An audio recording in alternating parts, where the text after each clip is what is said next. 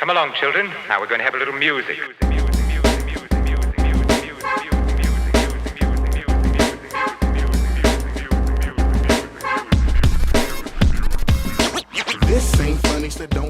What is good? What is good? Welcome back to another First Cut Live. It is Thursday. We are here in election week. I am here with the squad, the crew, the team that puts it all together. The man in charge, Mr. RB3 in the house. What's up, bro? Yeah, what's going on? What's going on? Happy to be here, y'all. Happy to be here with y'all.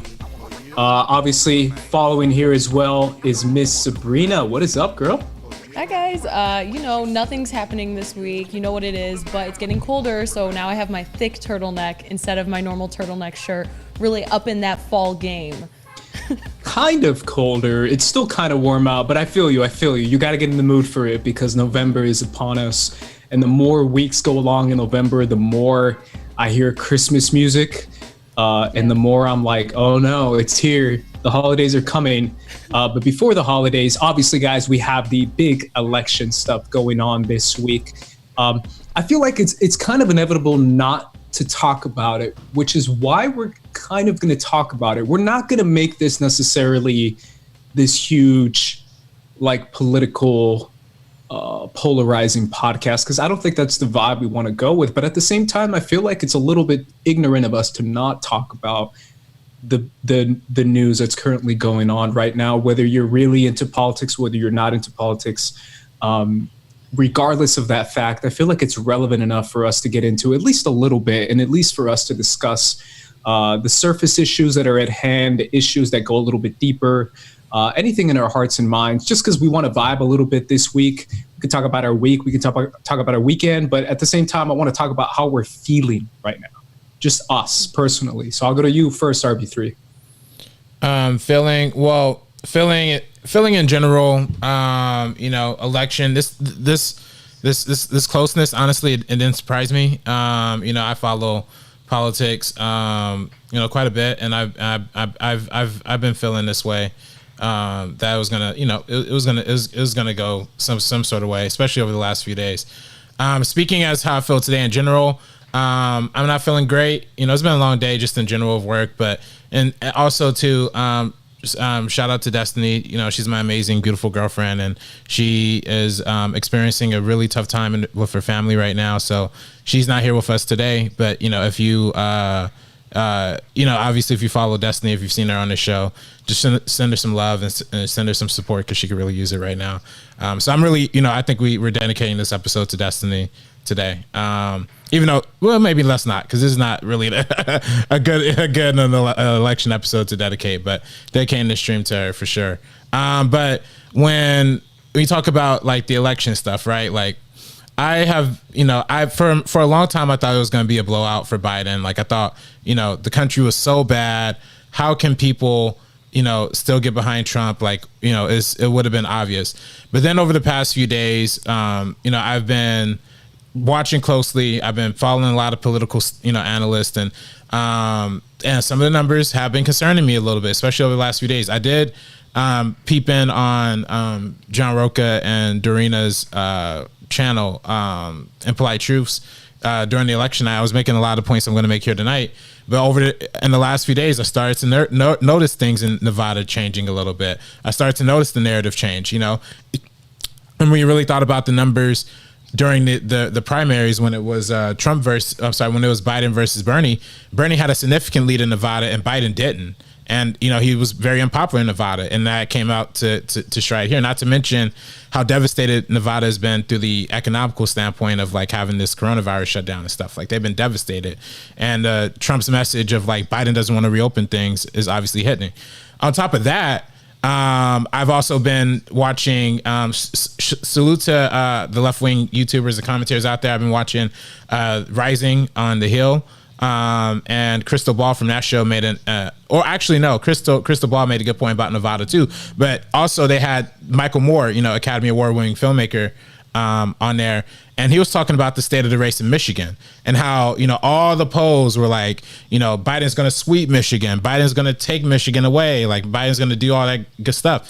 And Michael Moore was basically like, look, like at the ground in Michigan, like people don't like Biden that much. And you look back at the Obama stuff with the Flint, Michigan stuff, when the water and he fake drank the water, to, you know, how there was that huge like wave of two-time Obama voters who converted to Trump voters this time around, who were there. And, you know, everybody thought, you know, the polls adjusted, the polls got better. Like the polls, you know, we could trust the polls this time, but the polls missed the mark even further this time around. And I think it just goes to show that they weren't looking again at the key indicators of the race, which is the working class. So it's all really crazy and sad and unfortunate, but, you know, that's just the state of this country right now. I definitely want to get to that, but I want to get to Sabrina first. Just how you're feeling this week. Yeah, how I'm feeling this week. Obviously, you know, it doesn't feel great to go on the internet at all. Like you see everything scroll all over. Damn, I never go on Facebook, but wow, when I'm about I do, to delete it. I have so many photos, and I love connecting with my family in Poland and things like that. But wow, I've been like just unfriending people left and right. Like I just kind of posted something because the amount of misinformation and like construed facts, you can't say some things like, you know, you can't debate a fact. A fact is not an opinion. Right. And some people are taking certain aspects of what he's saying, and it's completely dangerous. And that's all I'm seeing flooding is just so much negativity that's targeted towards certain groups of people because of what Trump has been saying. Like, I don't know if you guys watched the speech that just happened. I watched a little bit of it, like 2 minutes. Yeah, I feel like you get all you need in that 2 minutes. I definitely did. Yeah, it's just like Jake Tapper, he did a really great job kind of responding to it, but a lot of people were like, yeah, this is false. This is fake. Like, just because he's saying this, you can't take it as a fact. And I see people that post and they're just like, Big Daddy Donald, and that's like a serious thing that they actually say, and they're being genuine. I thought it was a joke at first, and I'm like, this is just the craziest kind of mentality that's going around. It's like Trump, Big Daddy Donald type of thing, and wow, it's very, very concerning. Not surprising at all, same way RB3 said, but it's just very concerning. Yeah, I definitely want to get to what RB3 is saying, because I think that's the biggest news, if I'm being honest, because I feel like that's even more important than the election, is what's going to happen with literally this split and the big lie that we keep telling ourselves about the polls, RB3, because I really do feel like that's significant. But let's get to the big thing you were saying, Sabrina, which is the idea of like, I'm going to the Supreme Court because I have the numbers in the Supreme Court to try and just give me the election, which is kind of insane considering he's claiming that you can't count votes because it's basically like anything that doesn't have my name on it is a vote that shouldn't count, which is not how it works. There are plenty, let me tell you, as someone who's from Arizona, plenty of mail-in votes who are voting Republican, plenty of mail-in voting, drop-off voting that are pro-Trump, that are giving him a lead, or at least cutting Biden's lead in Arizona. So the idea that somehow only the mail-in or only the ballots that come in or that are counted after the day of the election are not for him is a lie, number one. Number two, the idea that they don't count is another lie, because they are credited for a purpose. You can see pretty much every news outlet state that same fact. It's the idea of these are legal votes and you're claiming they're not legal just so you can try and finesse your way to a victory. Already the lawsuits are kind of getting tossed out. I heard one just got tossed out. I think it might have been Pennsylvania. I'm assuming there's still going to be more to come, but either way, there still has something to be said about the idea of what you're saying, Sabrina. Oh, it's Trump speaking the truth. They're all fraud. And it's like, oh yeah, what's the, just because he said so. I mean, it's true. I mean, it's obvious. You just got to open your eyes. And it's like, okay, to open my eyes. What is it? And it's like, oh, well, you gotta, listen, you gotta open your eyes. It's like, there's no evidence. Like, it's just a circular argument of something to be said. And I really feel like it's kind of insane what's going on. I saw an interaction between two people I graduated high school with. So these are two like 22, 23-year-olds. And one posted a screenshot and it's like, wait, how are there this many voters in Michigan, but this number turnout? And then somebody went and found the actual numbers and posted it. And it's like, here's the actual numbers. Like, the thing about it now is that we kind of have no excuse. We have the entire world at our fingertips. You're able to look up anything, and you're able to kind of, see everything for yourself. You don't have to just listen to somebody and be like, oh, this is a fact because this person said it. If I'm like, oh, the sky is blue and whatever, and then RB3 is like, the sky's purple, and it's not like, it's everything subjective. Like, you know what I mean? It's just facts. You can't say, oh, but that's my opinion.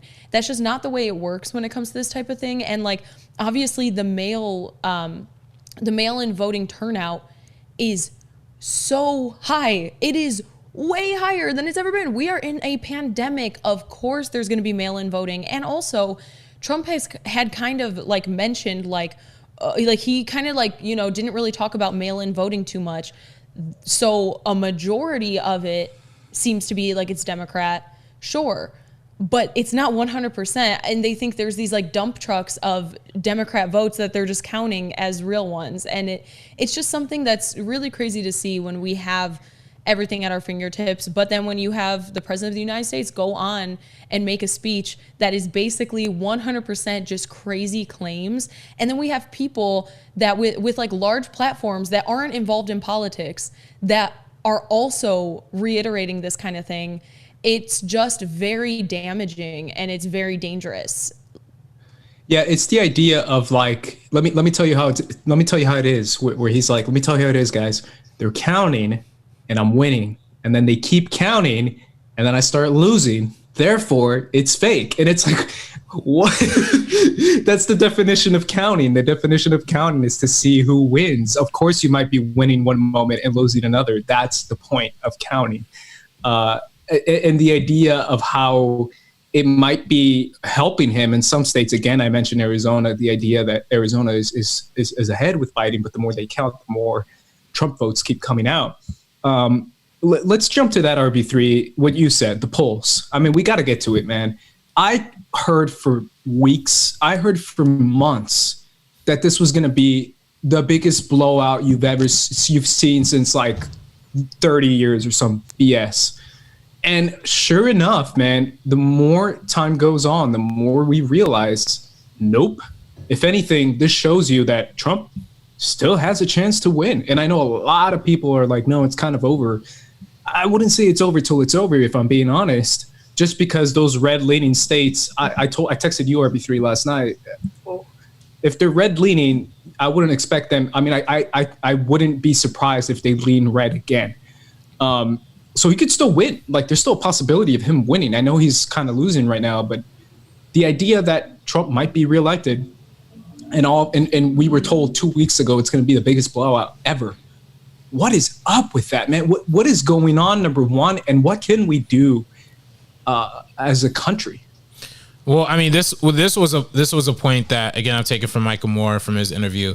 But a lot of times when you get these Trump supporters on the phone, the whole polling institution is dumb. Like, what they do is they call 1,000 old people, and they call a little over 1,000 old people, and whoever answers, they'll add to the poll. And a lot of times they end up sampling the same groups over and over again without even realizing it. So a lot of times the polls kind of stay in a circular space. And then what Michael Moore was saying is that, a lot of times when these Trump people get on the phone, they have these ideas of, oh, the deep state, oh, the FBI, oh, the CIA, they're trying to find me. I'm a Trump person, like QAnon. Like, they go into all these conspiracy theories, so they're just not willing to let you know, like, what they're going to vote for, right? So, like, the whole polling, so because of, like, how extreme, like, the kind of, like, narrative of the conspiracy and the anti, like, this whole, like, anti-Trump conspiracy that they seem to have, which actually makes no sense, because Trump has done nothing but give the FBI and CIA and every quote-unquote deep state institution, like, more money and more power. So, but, like, when the Trump supporters see calls like that come in, they get scared away. So they're not going to be as receptive to polls. And then on top of that, again, a lot of times these polling institutions are not polling certain communities, certain areas, sometimes, certain polls, think demographics are just like reliably, like some sort of reliable block. Like, they think, certain black people in certain area are going to vote this way. Certain Latino people are going to vote this way. And that's a big thing that we saw with Florida and things like that. So it's like this whole like mismanagement of how to calculate this stuff and how to tabulate this stuff. So I don't know. I think this is going to be the end of the polls. I think this is going to be the end of the era where we listen to polls. We really have no idea which way the country is going to go until election night, and that's been proven more and more thoroughly. And I think last year, in 2016, the polls were relatively right. Like all the polls had Hillary by a 3 or 4% margin nationally. And when you look at like the popular vote, she did win 3 million votes. So that margin was like exactly correct. But it was the whole interstate, electoral college thing that gets it kind of goofy. And that is where we need to get that correction. That we need to get that corrected too. And I hope that, the Democrats, when they get in power, it looks like they're not going to take the Senate, but at least they'll take the White House and the House of Representatives. If they get into some power, they need to get rid of this electoral college thing, or at least need to fix it in order to make it more representative. Because I can't tolerate having my vote in California be 4 times less of impactful than some white dude in Iowa. You know what I mean? Like, white Iowa. Iowa's 96% white or something like that, and California's 37% white. And yet the places where it's majority not white are not being counted as highly. So it's a really terrible situation. And I think that we need to overrule that. Maybe not a direct popular vote, but maybe we just need to adjust the numbers a little bit to make it more fair and more reasonable and better scaled. What's the next step, though, when it comes to this clear division that is kind of this gigantic line in the sand, Sabrina, when it comes to Trump supporter, not Trump supporter? I mean, the more you realize it, the more you start to say what RB3 said. If anything, Trump gained popularity. There doesn't seem to be this disgust that people keep talking about as far as like, oh, everyone hates him. And it's like, that's a lot of votes for Trump. I mean, you clearly see that this country is split. What's the future? As someone who, I mean, I'm assuming we all three of us wouldn't want necessarily division, but it seems like that's kind of the only route we're going, right? I think this is a very special case, obviously, because we're not talking like Democrat, Republican. We're talking about this mentality that we kind of see with Trump supporters, where it's like support everything he says so passionately, 100%. For example, somebody today on Twitter, like I guess some actor of some sort, so like some old guy, was like, why don't we see people walking around with like Biden flags? It's because with Biden supporters and with like the Democrats, we don't see a lot of that just like outright support. We're not driving around with flags, but for some reason, like his supporters, Trump supporters, have that type of mentality where they're so open and passionate and free about it. And so it furthers this division, not even like creates it. Obviously we have this division in general, but because we might see people and I'm like, you're a Trump supporter, I'm not going to talk to you. Sorry, that's personally how I am. Like, I didn't want to say all that, but that's personally how I am because, I feel like the values that he represents is completely the opposite of everything that I feel in my life that I represent. So it's really difficult when we have this very passionate, they were calling themselves like the silent majority. I'm like, no, you're not. Like that's, it's not really fitting because they are so open about the support. It never falters for a second. He can say whatever and then somebody can prove it wrong, even Ben Shapiro correcting him, but people will still 100% stand by everything. So I think like a way that this could be kind of like healed a little bit in the future is to be a little bit more open. Because I think right now with someone like Trump, that's completely impossible to do. I think it's impossible to, kind of bond that tension together just because of this huge divide that we've had over the last 4 years plus if you're considering his first campaign. Because immediately he came out and said whatever he wanted to say. People see him as like passionate and honest because he's saying all the things that they don't normally hear from politicians, when some of us see it and we're like, it's lies and it's just him basically being an imposter as president.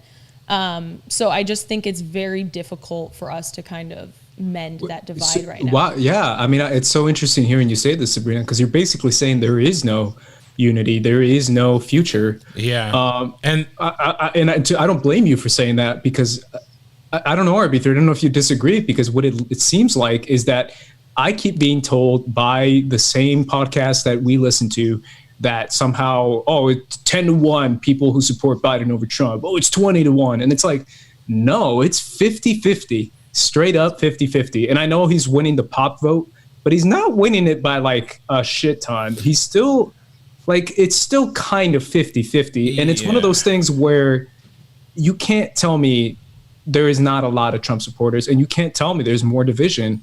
Where is the handshake in the middle? Where is the unity? Yeah, I mean, unity is such a triggering word for me, because I remember there was a point in 2019, I would have been like, unity would have threw a fit, would have flipped over the table. Like, I would have been so mad. No, I won't. But you know what? You know what that is? And you know what I think was missing in this election? I think Sabrina alluded to it by talking about the Trump supporters like cult of personality, but there was no passion for Joe Biden's campaign. Like, nobody really had that much enthusiasm for Joe Biden. I feel like everybody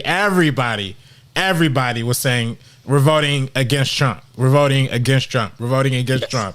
Yeah. And that can carry you so far. And it looked like it carried us far enough to where it could be a 50-50 race, right? It could be close. But I think when you have somebody who actually promises you stuff, you actually have a politician that actually actually cares about the American people, seemingly. I think Biden cares. I would consider Biden leaps and bounds over Trump. You know what I mean? Like next to Trump, Biden looks like a socialist. You know what I mean? And like unironically too. But that's just but unfortunately, that's not. The whole Biden didn't keep promising us stuff. You know what I mean? I feel like, again, and this point, somebody, Drew Jones, a friend of ours, she said it really funny. Hey, if it was Bernie, it would have been knocked out in one night, like guaranteed. Like I personally agree with that. I think if it would have been Bernie, I think he has a message that appeals to people that is not just vote against Trump. We have to get Trump out of office. A message about working class people, a message about universal health care, Medicare for all, like message about free college, about getting out of debt, about promising people money. Biden really didn't even give us a stimulus package promise. Does anybody know what Biden's stimulus package is? I think it's just the same as what we have now is the $1,200. So it's like, bro, come on, man, you're running for president. At least lie to us a little bit. At least give me something. When you run for class, at least, when people ran for class president in middle school, and they're like, we're going to promise pizza every day for lunch. And you knew they weren't going to do that. You knew it wasn't going to happen, but you still voted for that person because it's like, at least I believe. And, I believed in Joe Biden. I thought towards the end of the campaign, he was starting to, literally at the last debate, I was like, oh, he's finally saying something that I like. Like, he was talking about getting away from oil, and he was talking about $15 minimum wage. And I was like, finally, this is something I could get behind. This is just good. And then, he needs tap dances on fracking, but he doesn't support Medicare and all this stuff. And it's like, bruh, come on, man, give me something to be excited about. So that's why, what do I think the future will be? I think the Democrats really have to learn. They didn't learn from Hillary Clinton, and they didn't learn from this. I hope they learn from this time that the milquetoast centrism is barely going to squeak us by. It's barely going to get us through. We need ideas that are for the people and ideas that are going to propel us to the next level. But it's clearly not there, though, considering the centrists keep winning.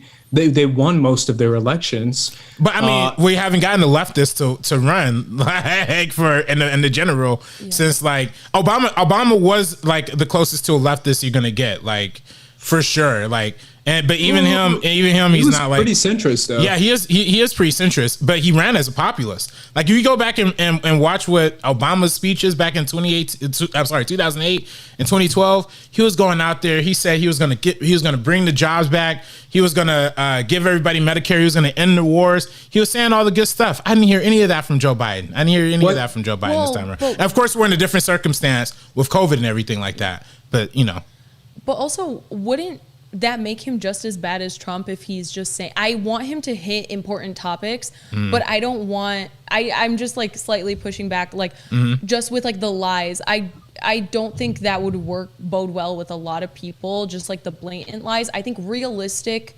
issues targeting that would be something, doing that positively. But I think if there was any just like blatant lies, it wouldn't make him any better than Trump in that one specific way. Yeah, I just think, for sure. But I definitely agree with what RB3 is saying. It's the idea of you pick the most established, literally stereotypical established Democrat there is, which is Joe Biden, which doesn't inspire a lot of hope inside either camp. Someone who's a working class leaning red kind of guy, or someone who's a working class leaning blue kind of guy. Either way, Joe Biden's kind of the opposite of what you want. I agree with you. I still don't think he was. I mean, he might have been one of the weakest candidates to pick, if I'm being honest, for the Democratic Party. But that's who they keep picking. Yeah, Elizabeth Warren and Biden both, I think, would have gotten people a lot more excited. Yeah. Either one of them, rather than Joe Biden. I think it was either like a Sanders or someone outsider like a Yang or a Warren. Yeah. But I don't think Biden. I think Warren or Bernie. I don't know if I misspoke and I said Biden, but Warren or Bernie. I've listened to a few political podcasts, and some of the guys were kind of pushing back on what you're saying, RB3, because everyone was like, wait a minute, Bernie wouldn't have won Florida for sure. He would have lost Florida, guaranteed. That's true. He probably would have lost Florida. But he would have won Michigan probably could have easy. Michigan, Pennsylvania. Nevada wouldn't have been as close. I mean, look at those primary numbers. Yeah. Look at the primary numbers when Bernie versus Biden during that time. And of course, it was a crowded field and there was a lot of people. But Biden got something like, he was like 5th place in Nevada. Like he was bad. He was dismal in Nevada. Yeah. And Bernie had a really big Latino outcome in Nevada that wasn't there for Joe Biden this time around in the general. So it's just stuff like that. It's just, it's a really, really tough, like, kind of like, morning after, quarterback kind of thing, like how you're going to look back on this election thing. But I really think, I hope. That's why, listen, man, I'm all for AOC 2028. You know what I mean? That's what I want to see. That's a long way away, though, man. I know. We're a long way. 8 years away. I mean, but listen, man. We got to do something before that. Come on now. Bro, they're not going to do anything. Nothing's going to happen in the immediate future. If one thing is confirmed by these votes, by this election, nothing's going to happen in the immediate future. Because either Trump is going to end up surprising and winning, which is probably not true. It looks like Biden's going to win. But either Trump is going to end up surprising us and winning, or Biden's going to get in office and have a Republican Senate where he still won't be able to do anything. And we're just going to be stuck with like that weird, like last like 4 years of the Obama administration where we're just like, oh, what are we doing? Like just kind of sitting around waiting for something. So I don't know. I hope that, we could see change and we can enact change and we could start seeing ways that we could start doing things. But then you look at the issue of the courts too, right? Like a 6-3 on the courts. That's bad. Like that, that's huge.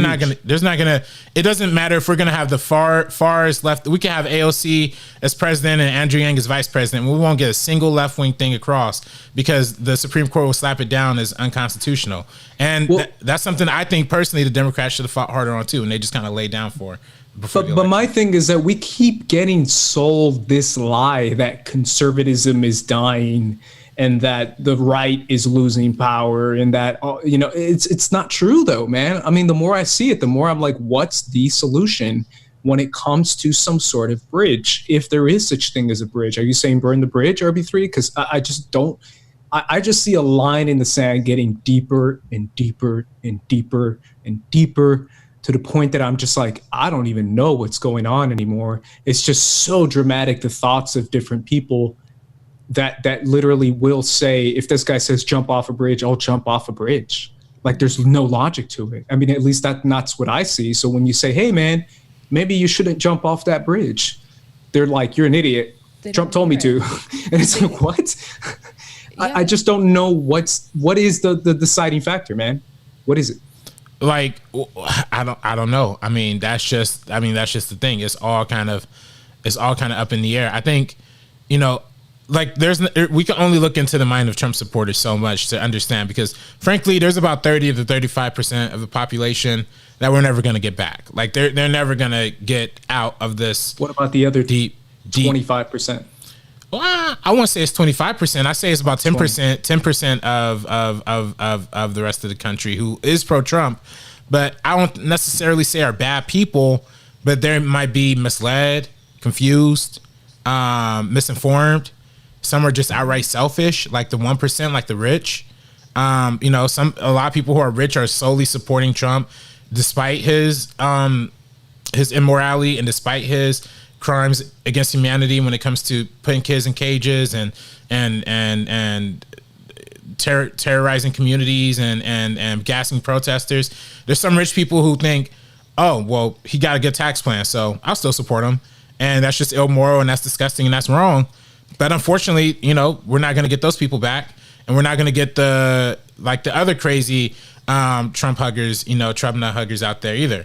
But I think the goal will be, you know, to try and get that last few bits and pieces of the country who are still, you know, together. Because we look at and I think this was another great observation from this election. We look at like the ballots per state, right? Like the down ballot stuff, the particular measures, how weed almost became legalized in pretty much almost every ballot that it was on, and decriminalized. Oregon went as far as to just straight out decriminalize all drugs. So people are behind left-wing things if you give them the option directly. I think people will be behind left-wing politics if they're given the options behind it. But, you know, Trump, this is an era where Trump, he falsely kind of claims a lot of these popular things like, oh, we're going to, you know, get jobs and now we're going to do this, but he doesn't live up to it.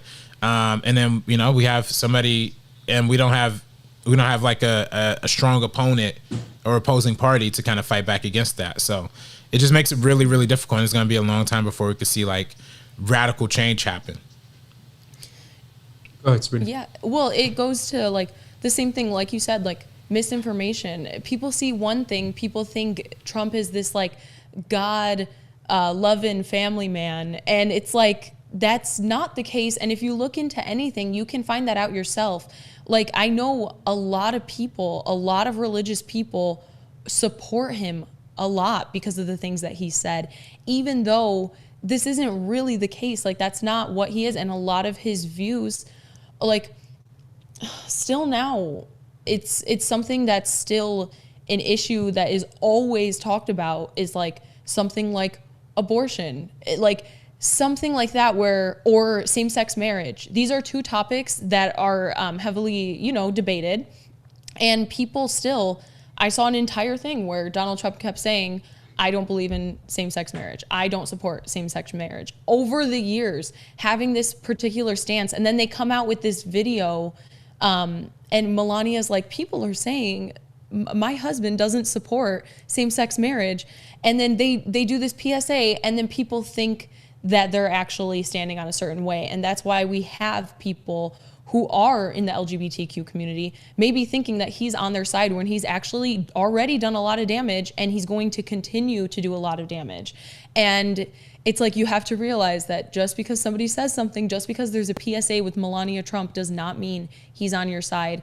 There was another thing I saw on Facebook today where somebody linked to his accomplishments, and it was just all blatant lies. Like, and it was coming from like an official website. It was just absolutely ridiculous. But they read it and they think these things are actually happening, and they're not. And they think these like empty promises and like broken promises actually happened.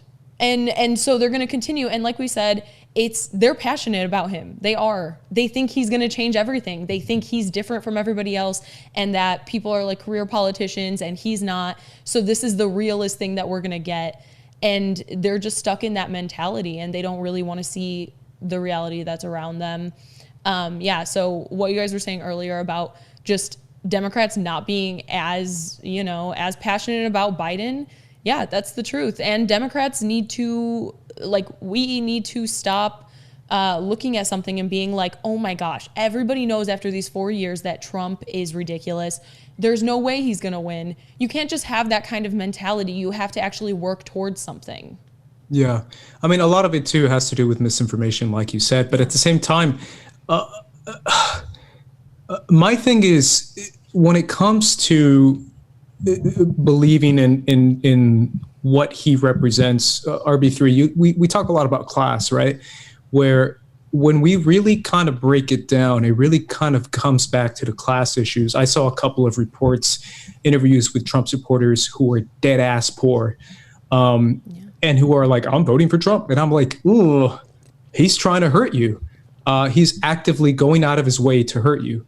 And when people realize that, I don't know what's it going to take for them to realize that the working class white community that Trump is actively hurting, and that are actively voting for him and are kind of his base, what's going to shift in that? Is it really a class issue? Because I feel like the irony of someone who's a big corporate lover who doesn't even pay taxes, who doesn't do anything, who pays more money to China than he does to America. That's facts. Look it up. He donated $30. Scared me. Yo guys, how about the dry spell for Marzona? Those aren't blue balls. They're boulders. Stay safe guys and keep doing your thing. Thank you, PC. I missed all that. I missed the middle part. What was it? What did it say? It said, this is from SCN this morning. PC. Let me read it back again. Hey, by the way, people, my bad. The voice thing is on. $10 and up donations will be read out loud. Firstcut.live. Put the link in the live chat down below, and make sure you contribute. PC said, "Yo guys, how about that dry spell from Marzonia? Those aren't blue balls. They're boulders. Stay safe and keep doing your thing." That's because not Alex. Yeah. As Alex said on SCN this morning, it's been 5 years since last time he's had engagement. So it was or intercourse. So that's. Why would he say that? I mean, we were just talking about it. I guess. Dang, bro. Yeah. So 5 years, man. I mean, we gotta get that guy. That's something that. Hey man, good for him for saying it if he wants to, I guess. Yeah. Damn. What's that? A teddy bear? Panda bear he was dressed as? Paddington. Oh, Paddington. Yeah. Damn, bro. Paddington hurting. Yeah. He's going through it. Nah. He's a good looking dude though. He's single too. He's single. Yeah, single, talented, funny as hell, smart as hell. Yeah. Come on. Plays the guitar. Yeah. Check out Marzonia on Spotify and everything. Oversized t-shirt. Let's go. Lift off November 13th. Ooh. There you go. Maybe it's November 11th. Yeah. I got that wrong. Shout out to Alex for sure. I guess what I was saying, man, is that my thing is like, it comes down to class, right? Where people who are working class and live in poor communities are still voting for Trump, even though everything he does is literally anti-working class. It's anti-working people. It's all big corporate cuts. It's all stimulus bailouts for big corporations that are worth billions and a $1,200 check for working class communities. When you look at the numbers and you look at actual math, you can see how much money corporations are getting this year over how much money people got who lost their jobs. And it's dramatic. It's completely dramatic. And when you see those numbers, RB3, and you tell me those same people voted for Trump, it's kind of baffling to me. But at the same time, I say to you, what is the solution? Is it really a Bernie Sanders? Is it really like an AOC? Because I can make an argument if I'm a right-leaning person, and I can say, I can poke holes into that, right?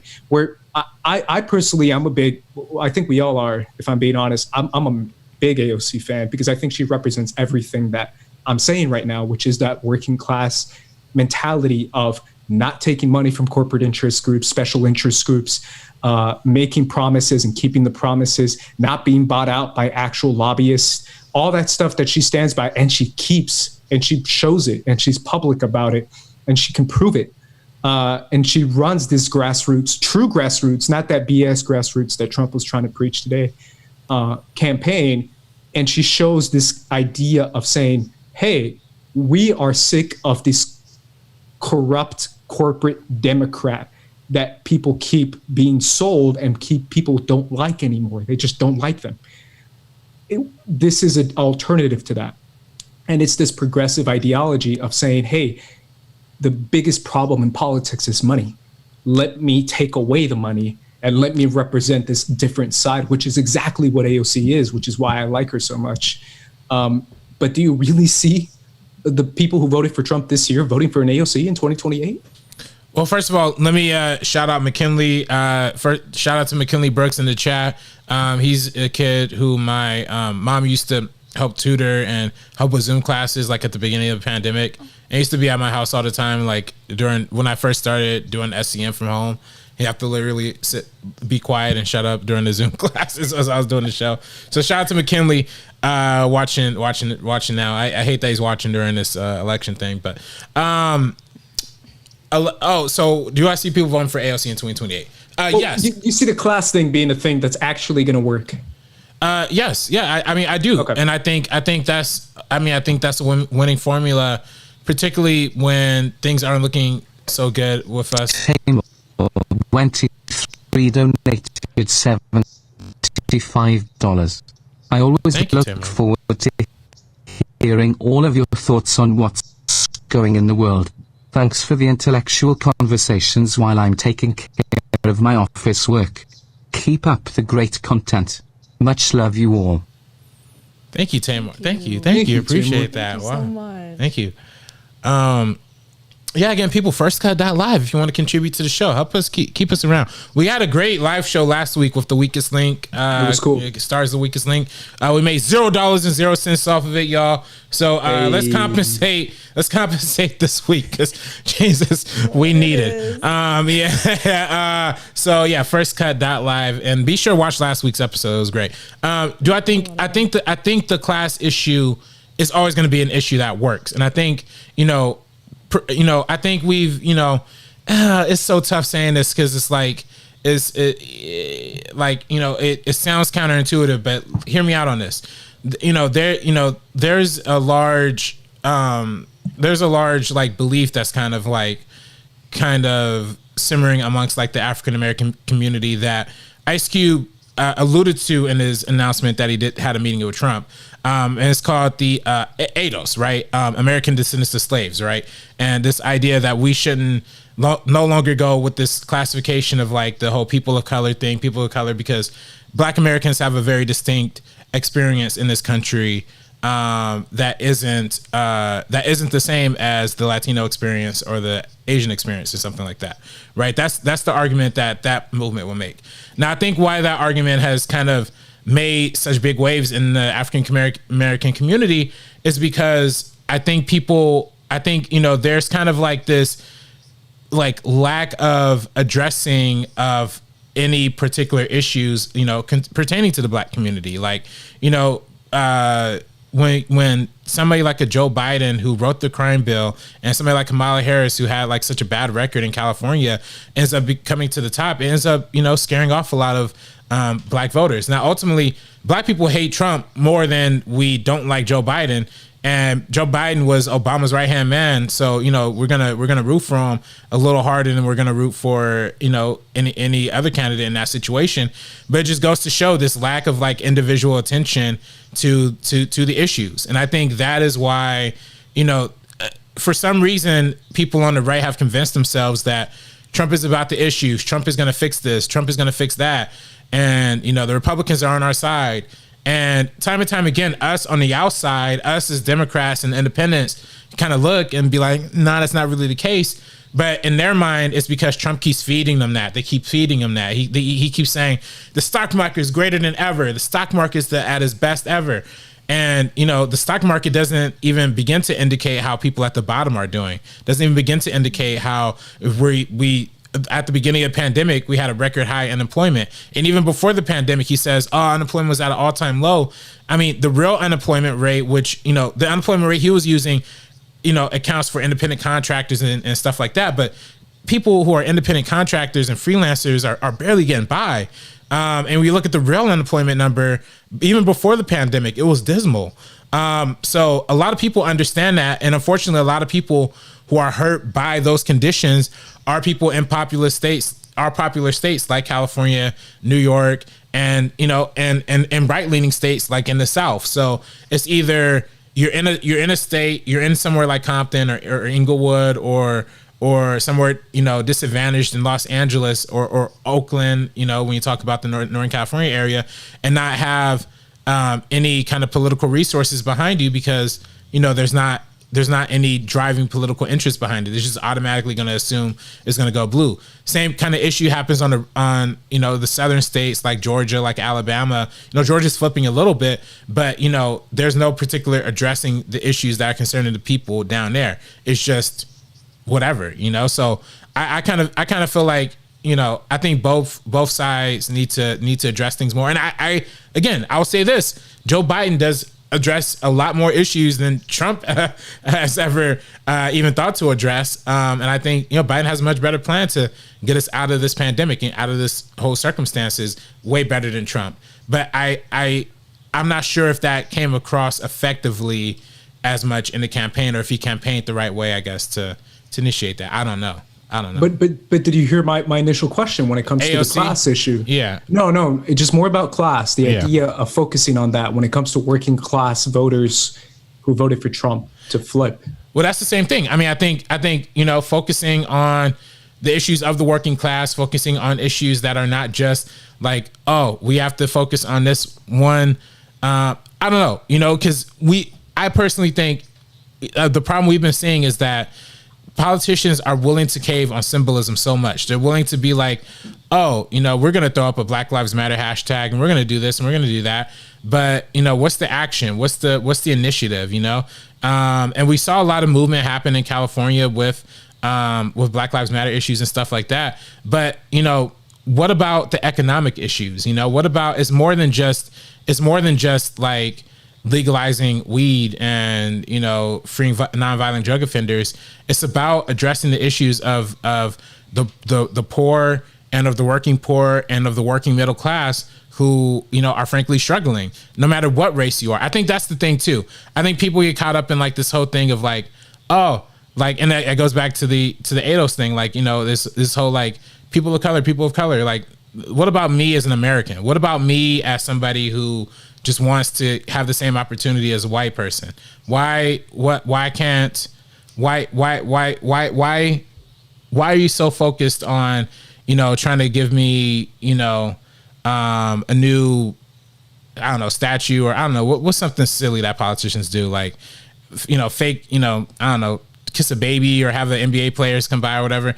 No, don't spend your time doing that. Spend time giving my mom or my uncle a job, or my cousin who can't find a job, help them get somewhere in life. You know what I mean? And, you know, help some, put some money in our pockets. That's just all it comes down to me, you know? So. And the thing about you guys talking about AOC, who's absolutely incredible. Like, when she first got elected, like and it still kind of happens. People have been like clowning on her, a lot of conservative people, because she was a bartender. And it's like, I don't understand that. So you talk about why people who are definitely at like the lower class or even like the lower middle class, why they support Trump, when this is like, that's like a very normal job for a young person to have, is a bartender. Like, it's something very interesting to the way that they see this. And it's almost like people, because Donald Trump has never worked a hard job in his life. Everything got handed to him. He was born with a silver spoon in his mouth. We know this. We see pictures of the family, and it's him and Melania. He's sitting on like a throne. They're surrounded by like golden furniture. This is not the way normal people are. It's almost like I don't know, it's like what they aspire to be. The way that the lower middle class and the lower class people and the upper middle class look at very, very wealthy people, it's pretty crazy. I made a tweet about Kim Kardashian, and a lot of people came at me who are not rich. They're not at Kim Kardashian level of wealth. And a lot of people are coming at me like, oh, you're like blah, blah, blah, defending a like bajillionaire, Kim Kardashian, who flew all of her friends to an island for her birthday in the middle of a pandemic and was just like tweeting about it like, oh my gosh, blah, blah, blah. The way she said it was the issue. Not that she did that, but it was the way she tweeted about it that really irked me.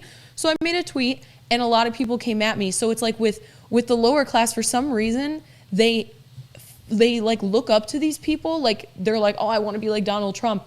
Most likely, you won't ever be a millionaire. I remember somebody tweeted at me when I said that and said, like, it's actually very easy to be a millionaire nowadays. And I was just like, I'm very confused because that is actually not the truth. And then that's why the rich get richer and the poor get poorer, because the rich help themselves.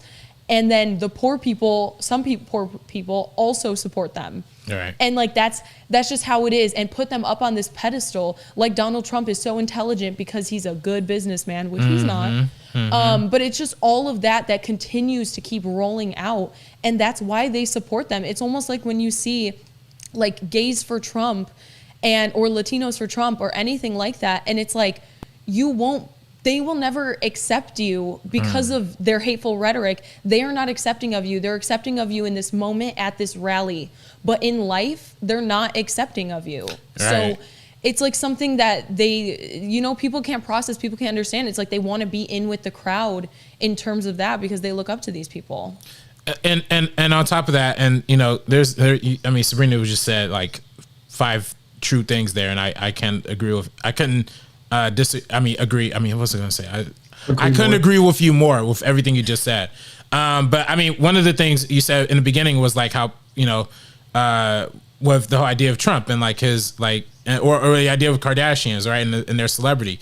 I feel like that's what a part of the thing with Trump is too. Like people have known Trump, like some people for their entire lives. Like some people have been idolizing Donald Trump since like the 80s, like, oh, Donald Trump's my guy. Oh, he's and it really, is this kind of Trump is kind of, and this is a point that, again, salute to Crystal Ball from Rising.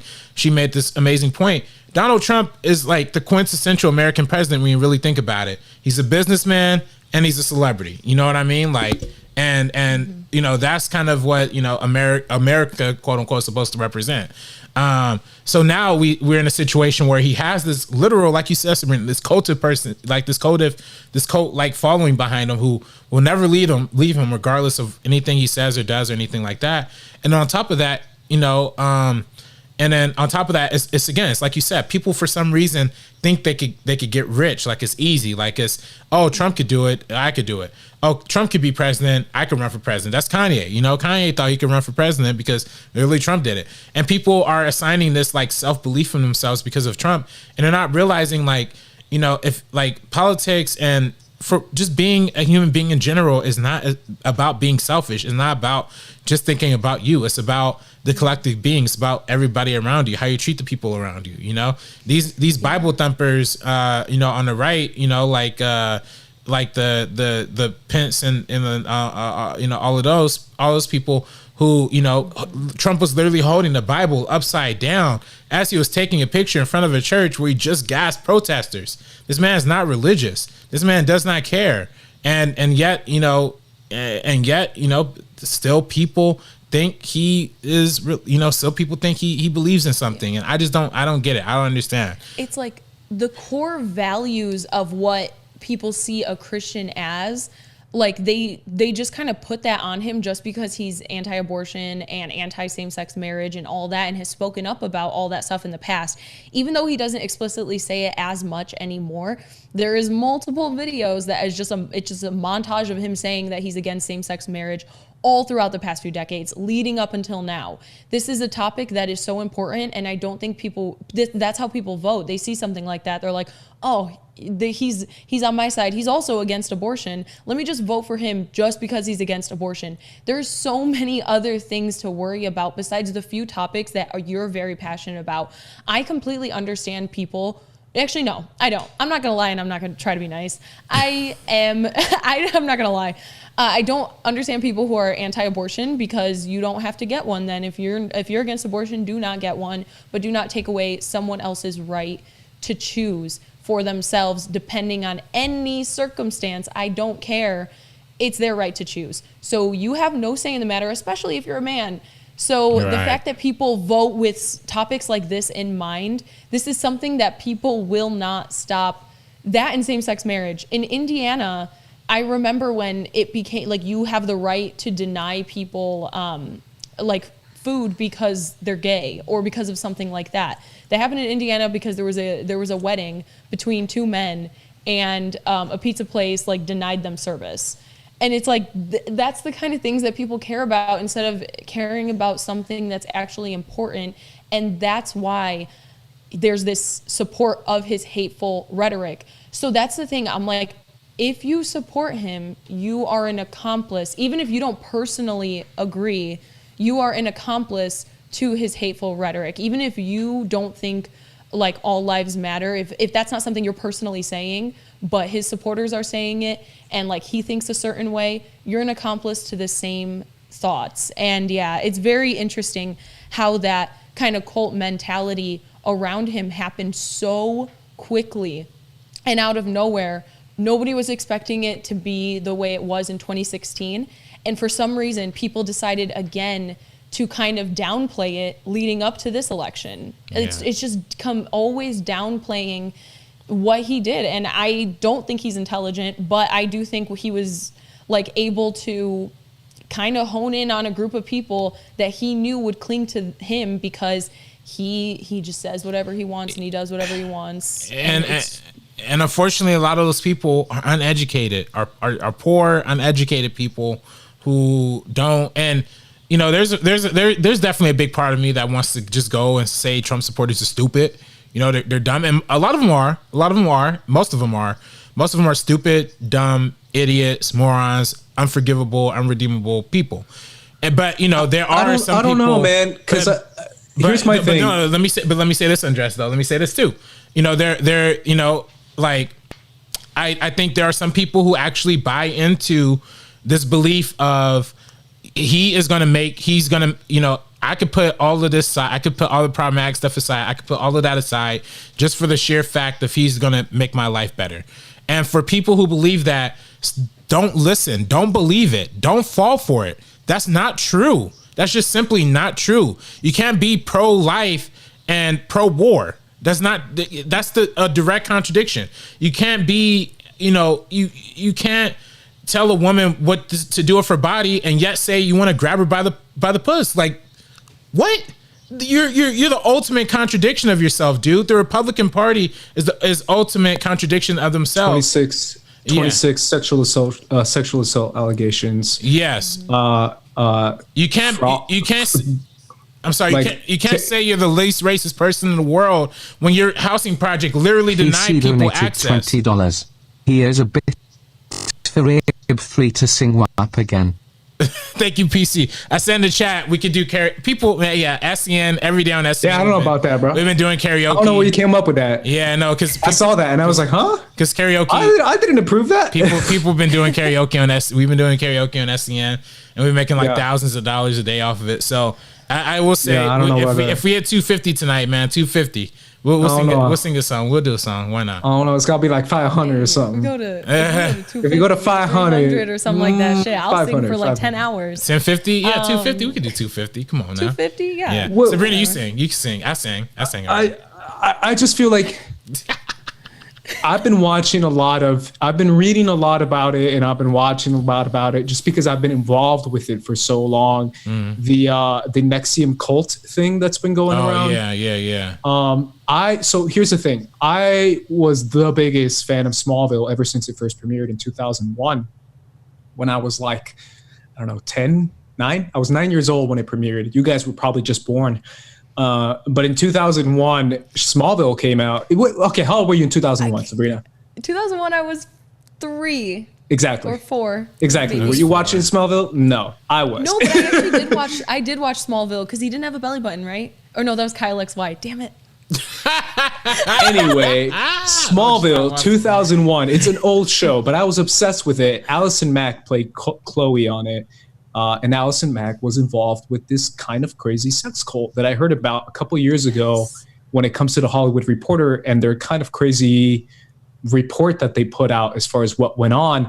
I've been watching, I saw the entire Val documentary. I got mixed feelings on it, but I've been reading a lot about cults, and everything that's kind of being said, RB3, is where you think you watch these documentaries and you say to yourself, these people are stupid. Kind of like what you just said. It's like, these people are just stupid. And it's more about brainwashing. Brainwashing is something that I really do feel like the more I read about it, because I've been reading a lot about it, the more I feel like this is exactly what Trump MAGA is. It's literally a cult. Like I'm reading the exact, this is what you do. You do this, you do this, you do this, you do this. And it's literally step by step. Everything that's been going on is MAGA. It's literally what Trump has been preaching. It's a cult ideology where he changes your perspective on things, makes you believe alternative facts, makes you believe different things that aren't there. And that's why I called him a cult leader yesterday, because that's what he is. It's a cult. And I really do feel like you want to be like, F everyone who's in that cult, burn them all. But at the same time, you have to have a little bit of sympathy towards people who have been brainwashed by Trump. So I don't think they're all dumb, is I guess what I'm saying. I think they've been brainwashed. I think they've been misled down a path that is dangerous, but it's very similar to what I'm seeing with these cult stuff that I'm reading about. Well, that's the same thing. I don't think they're dumb. I just think that they're looking for something to believe in and someone to believe in, and they decided to choose him at that time because he, like, objectively is different from what we typically see a politician as. And like RB3 said, he's a celebrity. We just talked about that whole thing with Kim Kardashian and everything. People go to bat for these celebrities. I don't know how or why, because they don't know them personally and the celebrities do not care about them, but they will go to bat for them. And that's the same way it is with Trump. Yeah, so I guess my thing is this, RB3. Let me go back to the AOC thing, just because I'm so curious about it. AOC, like you said, Sabrina, she's a bartender. Conservatives hate her because she's a bartender, and then conservatives hate her because she's bought out, which is literally the opposite of what she is. She tweeted about it one time where she says, like, one day I'm like this rich, pampered girl, and the other day I'm a stupid bartender. Which one is it? But either way, they attack her from both sides because they have no basis to attack her, which again is why I like her so much. But it's this idea of no corporate interest, not being bought out, grassroots campaigns, say no to lobbyists, take, again, the financial corruption out of politics, hold people accountable to who they're being bought from, including Democrats. Will that ideology work at the end of the day for Trump supporters, RB3? Because my thing is this, at the end of the day, and I hate to do this, but it's the elephant in the room, and it's the elephant that just keeps growing and keeps getting bigger. It's turning into like a woolly mammoth, and that is race.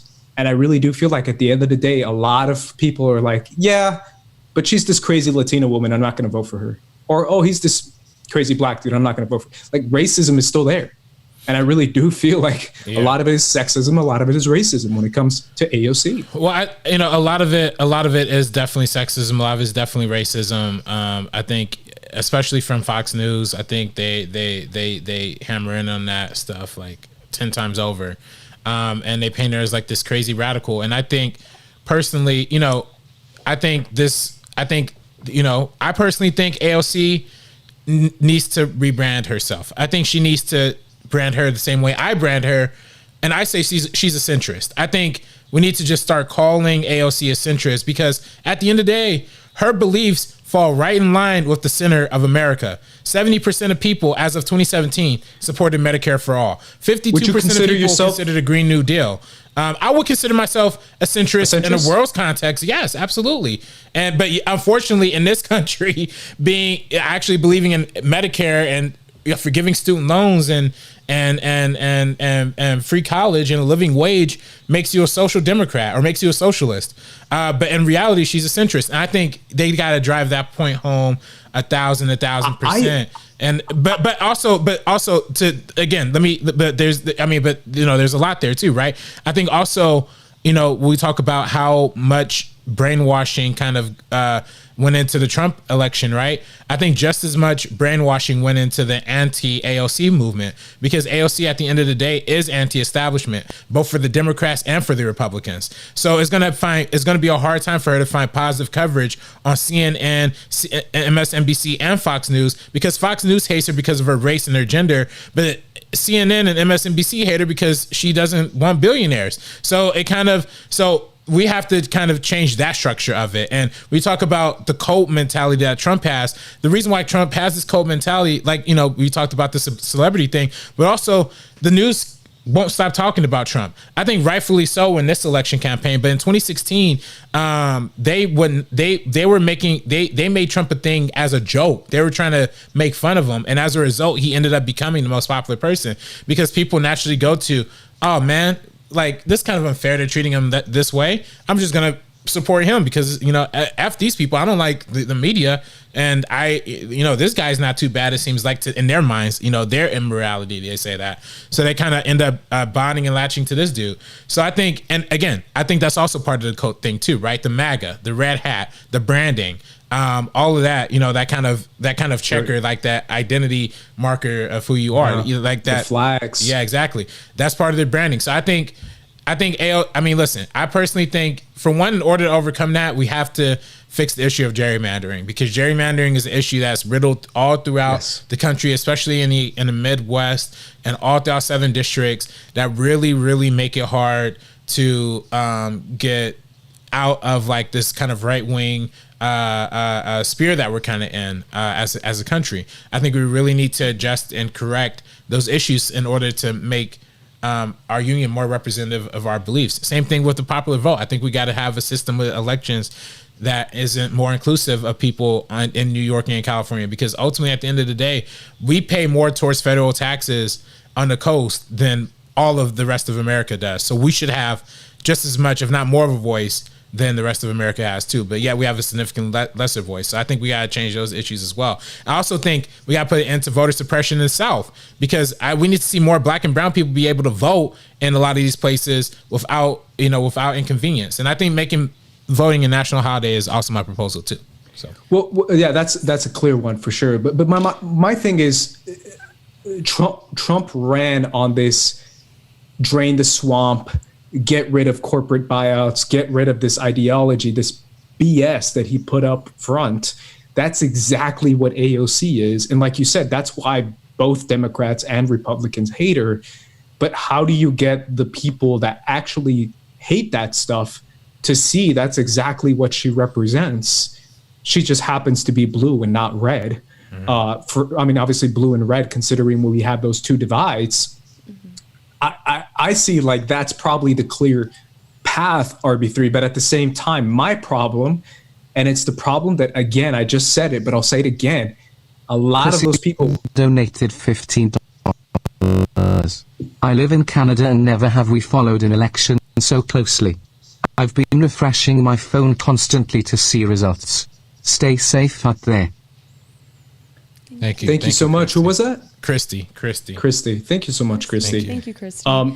That's the thing, though. Going off of what Christy said, like, the whole world is watching. This is something that is they're watching the same way we are. It's very interesting.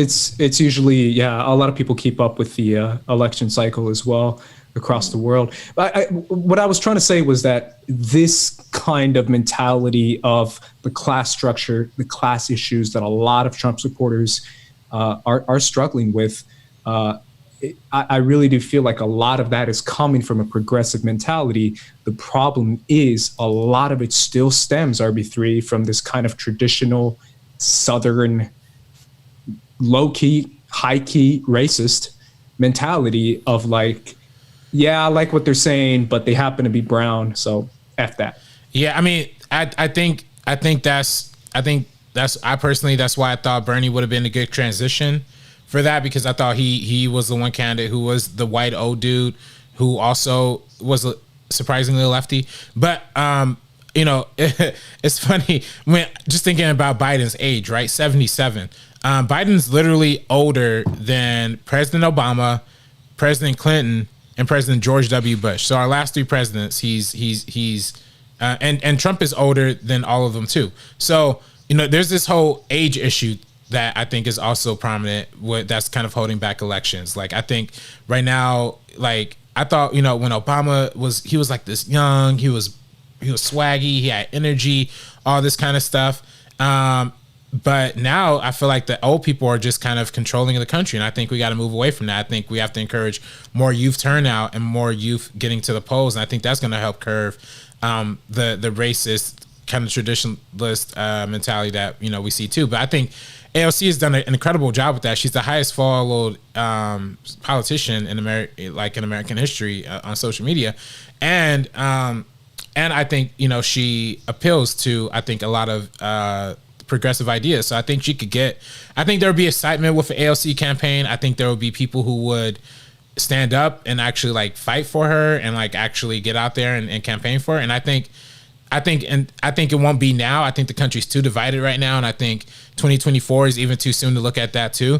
But I think 2028, if we get to a point where we could start kind of slowly transitioning back to quote unquote normalcy, which normalcy was just, you know, like regular, you know, Republican / centrist, you know, governing, or just regular, like kind of Obama governing, or just rich people ruling. Yeah. The oligarchy that we have, it was just that. But, you know, I think eventually we have to get to that trend. But I think first, you're right, Ace. I think the issue of race has to be conquered before we conquer the issues of class. And then, we could see a more united nation on that front too. So, is there a path to it, Sabrina? Do you see us overcoming this or not? Because honestly, 2016 was an indication of like, hey, look at this, and then now 2020, if anything, it's just proven me that it's getting deeper. Yeah, I think the second Trump is kind of out of the picture, that's when we could possibly begin to maybe, because I don't think we're ever going to see another Trump. I know there's a lot of people, it's very dangerous because the guy who was nominated for Asheville, I forgot his name, but he's like a legit like Nazi. Like he literally went to what's it called?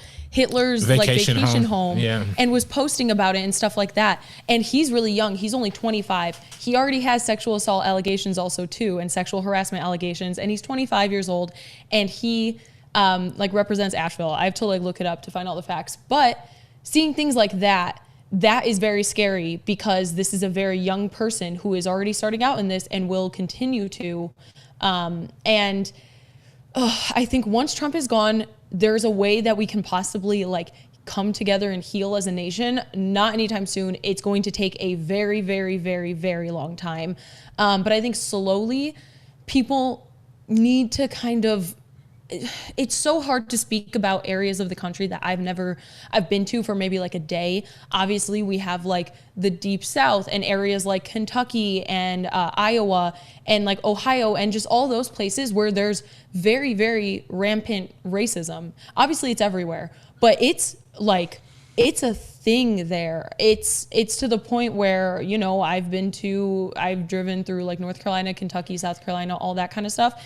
And like, somebody shouted a racist remark at my dad at Chick-fil-A. And I was just like, it's just crazy how open and blatant it is because we were only there for like 3 days. Like, it's just absolutely insane. So making areas safer for people, making people feel more comfortable, making it known that like racism and sexism, all of that is not okay.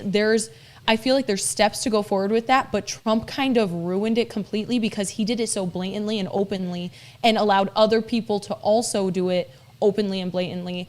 I think that should not be tolerated at all from the person who's holding the highest seat in the country, because that sets a bad example for those people and it continues to just get worse. People hear their parents speak a certain way and think a certain way, and then they continue to. So I think over a very long period of time, that's something that can never be completely overcome. But I think we can get to a better pathway where this isn't something that's commonplace. Yeah, I mean, I struggle to be optimistic about it. Obviously, I grew up in South Texas, so I mean, I grew up in a Spanish-speaking home. My family speaks Spanish first. I'm first generation, and yes, we did have to deal with a lot of racism, a ton of it. It's something that still continues on pretty much wherever we are. That's clear. But my thing is too, I like that you mentioned Kentucky. Did you see Knock Down the House, Sabrina? I haven't, no. Okay, you saw that, right, RB3? Absolutely. You saw what it is, right? It really is kind of the shift where that lady who was running for, I forget what, Senator Congress in Kentucky, where they purposely picked her because she was a no-name, because she wasn't bought out, because she wasn't established, because she was just a natural Kentucky old school citizen who said, hey, we are being destroyed by these massive corporations. Open your eyes to what's happening. And she got a lot of love. But at the end of the day, people were like, but we can't vote for you because you're blue. Like we saw it in the documentary, like it happened, where she was pushing this message that a lot of people were behind, a lot of people who identify as Republicans. PC donated $10. Yeah, right. Lol, all this is so heavy for me. Glad you guys can handle it. Thank you guys for speaking out. Thank you, PC. Thank you, PC. Sorry to interrupt you, Jess. Go ahead. No worries. But you saw that, right? Where it's shifting perspective, saying, hey, I'm from Kentucky. I'm white as hell. I'm super white. I've been here for forever, my entire life. And you're being destroyed by these massive corporations that are being supported by the Republicans and that are literally being bought out by the Republicans. How do we get those people to say, hey, and she got a lot of them. She got a lot of, red Republican white people to be like, you're right. This is a corporate issue that I'm being destroyed. My community is being destroyed by these Republican bought out corporations that are pushing me down. And at the end of the day, she lost because she ran blue. And they were like, nope, can't do it. Blue. Well, it's just... It's like... Well, that's the thing is that they, we all kind of have this mentality where we stick to our parties, but I've seen it especially with Republicans because there are Republicans who have spoken out against Trump, but then continue to be cowards and vote for him and support him and let him continue to do what he wants at the end of the day because they refuse to. If we had, I mentioned this before, but if we had the equivalent of Trump on the Democrat side, but he was just absolutely a garbage person, like I wouldn't support him. Like if he was just an absolute garbage person, he has all of this history of sexual assault allegations and the things that he's done, like all the issues. Could you imagine if like Obama had the issues, like the Stormy Daniels, the sexual assault allegations, that would not even be in conversation for like more than 2 seconds without people going like done, bye. We will never, I say as like a hypothetical, like if we had the equivalent of Trump, but I don't think we would ever have the equivalent of Trump. So this is just purely speculation. But if we did, I would not be voting for him. If he had even a fraction of what he has or in a fraction of the hateful rhetoric, that just would not fly. So it's just one of those things where people need to stand up for what is right, for what is genuinely right. And they just decide not to. Yeah, I want to make a self-correction. MK Songboard is correcting me. He says it wasn't Kentucky. I think you might be talking about West Virginia. Yeah, I think it's West Virginia and knocked down the house. My apologies to the people of Kentucky and the people of West Virginia. But again, there is a lot of poor white people in those communities in Kentucky and West Virginia who deserve to be heard and want to be heard, and they're being destroyed by the same people they vote for. Like I said, I've road tripped all throughout the country with my dad and my little sister throughout my life. And you drive through and we see some parts where it's just a few houses, a tiny church and a tiny school. And it's like Trump kind of had that like call to action with them where it's like, I'm here for you. I'm here for you. Like nobody pays attention to you guys, these smaller communities. I'm here for you. And like, he's not. What is he going to do? Like, and then people are talking about Biden's tax plan, but it's not going to affect them. Like, unless you make a certain amount of money, like it is not affecting you at all. I'm so tired of seeing these broke, dummies who just think like, Biden's tax plan, I'm chilling, I'm rich. Oh, Biden's tax plan, I got so much money. Oh, no. Oh, Trump's tax plan, I'm so rich. Even though 83% of the benefits benefit the top 1%. Oh, even though my taxes are going to go up in the next 10 years. Oh, I'm so rich. Oh, Trump's making me so much money. Yeah. Even though I lost my job. Yeah, even though I lost my job. He doesn't want to have another stimulus package for workers. Even though the rich are getting richer and the poor is getting poorer. Even though Amazon has made some like $500 billion or $400 billion over the course of this pandemic off of people who were affected by it the most. But speaking of money, streamlabs.com, I'm sorry, firstcut.live, link is in the description down below. We are $95 away from the $250. Let's hit that 95. It's gotta be 500, bro. Do that karaoke. Hit that 95 extra dollars. We get that karaoke. We do have one Streamlab that came through from A Taurus who said the reason why we as progressives will have a hard time getting elected is because we're not willing to expand our coalition and focus on identity politics too much. I 100% agree. So what's the solution to that? Focus on policy. It's not sometimes it's not about trying to be the most outstanding or the most, culturally woke or whatever like that. Sometimes it's about just telling people, hey, I'm going to get your job back. Hey, I'm going to fix the roads here. The United States has an infrastructure grade of a D+ by the American Society of Civil Engineers, or I'm sorry, by the National. Is it American Society of Civil Engineers? I'm not sure. Or it might be Global Society of Civil Engineers. But we have a really bad infrastructure. We have a really bad environment, really bad climate change. And if we take away the big money interest, we take away the corporate interest, and we focus squarely on the issues of the people. Chrissy donated $10. I tuned in late, so not sure if you already discussed this, but is there a deadline for when the votes need to be counted? When do you think the results will be in? There is an agreed upon deadline for all states to have votes counted by December 8th. But that's December 8th. Like, we're at November 5th, and Trump is trying to make it a thing of trying to do it now. So I don't understand. Yeah. I don't understand. Also, climate change isn't real, RB3. Why would you mention climate change? Man, I know. Like, oh my come God. on. I don't want Biden's tax plan to affect me. Yeah. Damn, I wish I was rich enough for Biden's tax plan to affect me. Right, straight up. Yeah, they wish they were rich enough for Biden's tax plan to affect them. That's why. That's my thing too, man. Like, RB3, you've done enough research. I've done enough research to know about this kind of corporate ideology that's really ingrained in capitalism.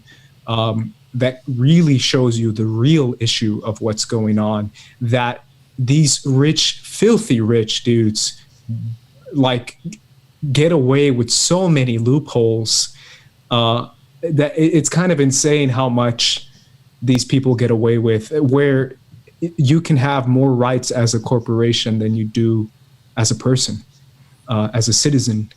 And that's kind of disturbing when you start to read those facts. But let's wind down. Any final thoughts on what's going on? Obviously, what do you think we're going to find out, guys? How about that? That's a good question that Christy asked. You think it's going to be this weekend, next week? I think we're going to have a clearer picture. Because all we need is Georgia or Nevada. Also, Georgia, Dwayne's in the chat, and he's saying Georgia's down to a 1,775 difference. Really? Just letting you guys know while we were doing the stream, they were kind of counting it down in the chat. It just hit 100,000. No, 1,000. It's literally 40. It's 49.4 to 49.4 right now. It's literally that close. Like, it's a statistical tie. So I see, for that reason, I don't know. I mean, it'll probably have to be a recount. I do think whenever Nevada's done, Nevada will hit that too. 280. But the problem is, okay, so what we need now is to find out what's going to happen with Nevada. And once we do find out what happens with Nevada, what's going to happen with the conclusion of Arizona. Once Arizona concludes and Nevada concludes, and if they're both blue, that's it, right? Yeah. Same with Georgia and Pennsylvania. But with Georgia, we would have to see the results between Nevada and Arizona. I know it sounds confusing, but I guess what I'm trying to say is if he gets Arizona and he gets Nevada, it's over. If he gets Georgia and he gets Nevada, it's over. If he gets Georgia, Arizona, he would still need to get Pennsylvania. Yes. But So he would need the three if he misses Nevada, which I think he's gonna miss. If I'm being honest with you, bro. I think it's gonna be Pennsylvania, Georgia, and Arizona. Why do you think he's gonna miss Nevada? I just don't have faith. I mean, I see it being close to Nevada, but they're still counting mail-in ballots, so yeah. Yeah, that's the thing. It's like all of the margins keep getting like narrower and narrower in between the candidates in all those states. And so I'm hopeful. Obviously, we have no idea. I think they'll have an idea maybe by like next week, like early next week. But obviously, there's going to be like recounts and things like that. So we don't even know how long that's really going to take. Yeah, I personally think Nevada's going to go to Trump. I'm sorry, Nevada's gonna go to Biden. Biden. I was gonna say that's what I just said. No, I think Nevada's gonna go to Biden. I think Arizona. I mean, AP called Arizona for Biden, and I think that's fair. I think AP is really reliable. So I personally think Arizona is Biden. I think Nevada is Biden, and I think Pennsylvania is gonna be Biden. And I think if Georgia ends up being Biden. Christopher Atkinson donated $10 through Super Chat. If Ivanka weren't my daughter, I would probably be dating her. Well, I guess he got the incest and inbred votes. Trump is capitalizing off of that. Yeah. Oh my God. That's nasty. Thank you. Okay. Yeah. $10 donations on Super Chat too. Get read out loud. You're gonna say thank you, Christopher. Yeah. I mean, the guy's clearly a creep. But listen, hey, if Biden wins Arizona and Georgia, Trump, there's not enough legal money in the world for Trump to fight that many lawsuits. Like, it'll be lawsuit after lawsuit after lawsuit after lawsuit, and they're already getting slapped down. And I don't care how far right a Supreme Court could be. If a Supreme Court literally comes down to saying we're not going to count votes, that's the most undemocratic, unconstitutional thing. And these people claim to be constitution originalists. Like, we believe in the original interpretation. That's what we've said for the past 4 years. Yeah, but I don't put anything past it. Anything. I do, because I do think the Supreme Court shows that they could be reasonable on some things, even as a right-leaning court. They proved they could be reasonable on some things, right?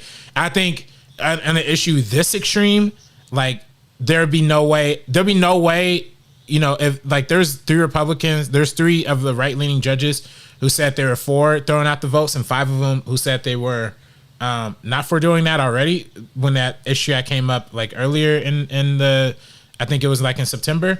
There's 5, it was 5-3 at that point. And like, I just have a really hard time seeing a reality where a Supreme Court will rule that way. And if they do, people are going to take to the streets, and you think the Black Lives Matter protests were bad? You're going to tell people that Biden wasn't elected president after he won the popular vote and won the Electoral College? Yeah. People will be in the streets. Just because the Supreme Court overruled it. Yeah. That would be insane. You imagine? Yeah. Woo! Yeah. That would be crazy. And again, I know that sounds crazy, and you're right. It's really not likely. Yet I'm still like, who knows? You never know. I would not put anything past this administration. I would not be surprised if all of a sudden we have a dictatorship. I would not be shocked, if I'm being honest. And you know what? You are right, MK Songbird. They did stop the vote count in 2000. They did. They did. Yeah, I recently saw that documentary. A lot of people forgot about 2000, but it's very similar to 2000, what's happening now. Mm-hmm. But the problem is it's only one state. This is several states. It depends how many states Trump wins, right? If he wins Georgia, and if he wins Pennsylvania, and he loses Arizona, and he loses Nevada, that's when he can be like, hey, it's so close that I'm going to sue. Versus if he loses Georgia and Pennsylvania and Nevada, and it's way too much for him to even have an argument. Yeah. So I just think it depends on where the states are leaning. Mm-hmm. But again, you're right, man. When it comes to red-leaning states like that, trust me, they're red leaning for a reason. I can speak on the behalf of Arizona when I say that a lot of those poll workers who are counting polls are Trump people. So don't get it twisted. Like those people love Trump, and they were like trying to find more Trump votes. Yeah, I haven't been back to the Midwest, but I remember in like a hot minute, but I remember like in 2015, 2016, when I was going through like Michigan, Wisconsin, like we would drive all over all the time to go to concerts. The blatant support was all over the place for Trump back in 2015, 2016. There was signs everywhere, establishments. It was huge. So I'm just really proud of the Midwest right now. That was like the biggest thing that I wanted to say. Like, I'm really proud of a lot of you. Y'all did good. What's the thing with me in Arizona, right? I mean, Arizona currently right now is blue, and I've been saying for years that you know RB3. I've been saying for years, bro. Like everyone gets Arizona wrong. Like, yes, there is a ton of crazy white people. There's also a ton of Latinos. There's also a ton of Filipinos. There's also a ton of Hawaiians. There's also a lot. It's a growing diverse community, especially the Latinos there in Arizona, who are really fed up with what they've seen living in Arizona as long as I have. Which again, I went to high school there, went to college there. Like it's changing. I've been saying that for years. Because a lot of people just say, "Oh, it's red," period, and I'm like, "Is it though?" And I've been saying like it's gonna flip, and it did, at least for now. Yeah. So we'll see for sure. But I definitely want to wind down. People went throwing some last second donations. 75 away.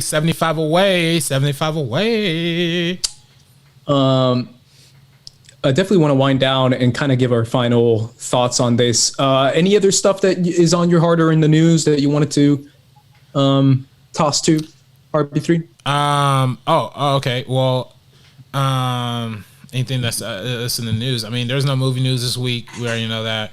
The fact that we have to talk about them pulling down the Lenny Cohen song off the Justice League trailer shows you how bad it's been for movie news this week. But in terms of like political news, I do gotta say I don't know what happened in California. I don't know what kind 22. Just with every prop, they literally every single prop 22. All the props went the wrong direction. Every single one of them. 22. The only ones that didn't go in the wrong direction were 20. And wait, let me see. There's a couple that didn't. I think 16 might have been one too. But Prop 15 was literally to slightly raise. Sorry, guys, I'm gonna step away again. Oh, go ahead. Prop 15 was literally to slightly raise the taxes on commercial buildings to fund schools and government, and that one didn't pass. There was a Prop 22. Yeah, Prop 22, which is $200 million invested by the big tech companies for this to screw over workers, and people just went for it. And by the way, that really sucks too, because literally Postmates and Uber had on their front page like yes on Prop 22, and whenever they would deliver you food, they will hand you a yes on 22 thing. Like it was kind of it was genius marketing, but also like terrible. Oh my gosh, it's unbelievable seeing corporations buy that vote like that. And I mean, there's so many bad California amendments. They again, there's another vote to reinstitute affirmative action. And they voted that down. So it was a lot of bad votes in California. I don't know what's going on. For supposedly was supposed to be like the left wing epicenter, supposed to be like the nicest place in the world. They just clearly got all of those votes completely wrong. Every single proposition was just completely off. They even voted no to having a doctor in the room for dialysis patients. What happened with that? There's so much money in the California electoral process this election cycle, and so much wrong information being put out there. It was bad. It was really bad. Yeah, and Madison Cawthorn was the one I was talking about. 25-year-old Republican. He got nominated to North Carolina's 11th congressional district, including Asheville, which is somewhere that I love to vacation there. I love Asheville. I think it's absolutely beautiful. And he tweeted, "Cry more, lib," after he got it. So that just shows you, and that's the one. And he's 25 years old. So those are the people that I'm nervous about for the future that I was mentioning earlier. And I agree with RB3. Everything he said about the Electoral College definitely needs to be reformed. Land doesn't vote, people do. There's no reason that a vote in a certain place should count less. Like, it really should be about the people. So 100%. Yeah, it's interesting. Obviously, 22 is the one that's always on my mind because that's the one that everyone talked about. It's crazy because it shows you the power of ads, right, RB3? I mean, they spent like 500 million on ads or something like that? Yeah. 200 million or something like that? That's crazy. 200 or something like that. Yeah, it's a crazy amount. Just shows you the power of money in politics. And yet, seemingly for that whole Lindsey Graham versus Jamie Harrison race in South Carolina, it was South Carolina, I believe, or Virginia, one of those two, where Jamie Harrison had raised over $100 million for his campaign and still ended up losing to Lindsey Graham. Sometimes the money works and sometimes it just doesn't. Same thing happened with Beto and Ted Cruz. Beto had all the money in the world and just didn't work. But it's weird when the money's in like the bad people. It seems to work, but when the money's with the good people, it just doesn't seem to get across for some reason. I don't know. It's about shifting perspective, and it's about shifting from red to blue, right? In those kind of states like Texas, the Lindsey Graham as well. Yeah, like it's that idea of like they don't want to let go no matter what. Like I was saying before, and it's really, I don't know. It's one of those things where if you realize, like I said about the West Virginia thing in Knock Down the House, where it's like, hey, look at what's been going on by these same people who are lobbied and bought out by these corporate interests. You start to realize like they're hurting their own people that vote for them. So I have to check that out. I'll watch that tomorrow. It's great. Yeah, it's on Netflix. I saw it when it premiered. RB3 and I were kind of up on it. I think we saw it the same night, RB3. We were tweeting about it. Yeah. It's mainly like, it's about the coalition it's about the team that put AOC in office, but she was the only one of the team that won. Yeah. I forget how many people it was there. It was Justice Democrats, right? Or it was one of those. Justice Democrats, I think. Yeah. But it was funny because the whole time they were like, hey, let's get these no-name people to run for public office. And they were like really like trying to push a progressive, like running against Democrats. It was a lot of what they were saying, like going against your own party to push a different ideology was the point of the documentary and the point of the team. And all of them lost except for AOC, which was kind of funny. But a lot of the people in that documentary had a lot of overlap with a recent Michael Moore documentary, Fahrenheit 11/9, which was the sequel to Fahrenheit 9/11, obviously. But his Fahrenheit 11/9 went into like the post-Trump era, and actually also, just like Knock Down the House, also had AOC and a lot of these left-wingers who we are now familiar with now. But I think Knock Down the House was so amazing when it came out is because literally at that point when that documentary came out, I don't think even CNN had AOC as like a guest at that point. So it was like really, really, I mean, I feel like AOC just, she's new and she's popping now, but I do remember that time when like nobody knew who she was and she couldn't get on any like major news coverage. So I remember when she won because everyone was, a lot of people I knew were tweeting about it. Yeah. And you know what, AC, talk about that cult that Trump has and all that kind of stuff and how the media has kind of brainwashed people. I think that same thing is, is kind of happening with AOC a little bit subconsciously. I think people are kind of a little fed up by the way they talk about AOC a little bit. I think that's why a lot of people go a lot harder for her than I think a lot of other politicians. Like I think there's some people in the world who really go hard for her. PC donated $75. So I had a good day. I hope you guys did too. Thank you, PC. Thank you, PC. Woo! That means you're going to sing, RB3. You're going to sing. Wait. I've been singing all week, man. I sang WAP on SCN. Sabrina, you want to sing a song, or do you feel like singing? How about we all sing together? Let's pick something. We could all. Harmonize or something like that. What song do we all know? I don't know. That's a good question.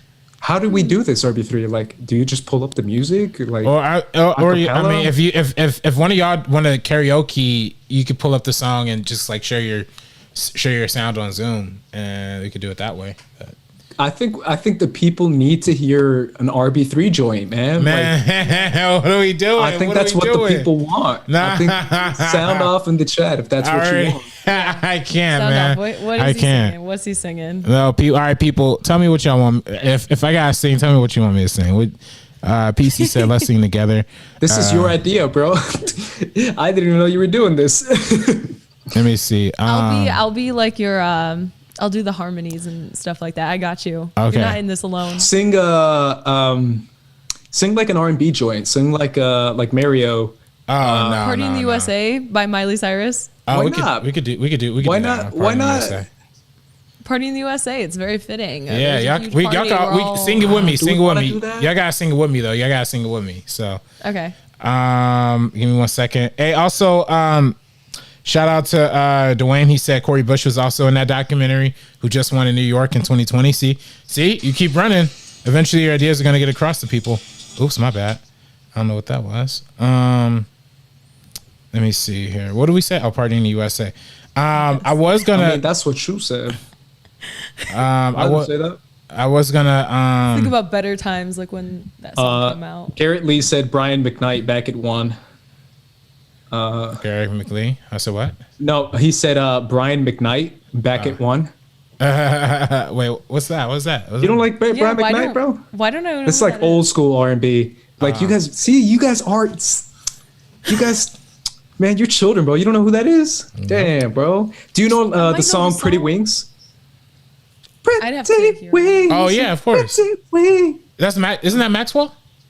Isn't that Maxwell? Oh, I like that song a lot. Song? Huh? The thong song.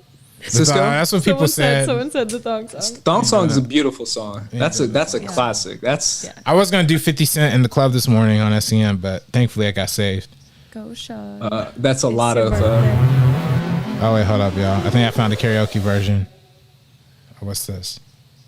I don't know the words to this, so I'm gonna watch you. Which one are we doing? Well, you said.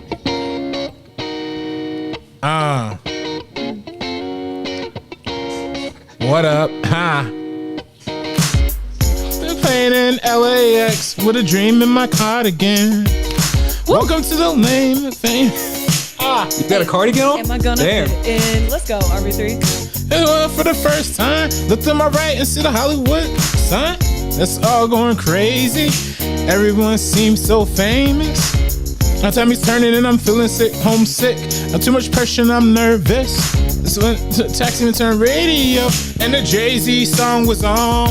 And the Jay-Z song was on. Hey, and the Jay-Z song was on. Then I took my hands up, playing my song, and I'll fall. Oh my God. Lying my head like yeah. Moving my hips like yeah.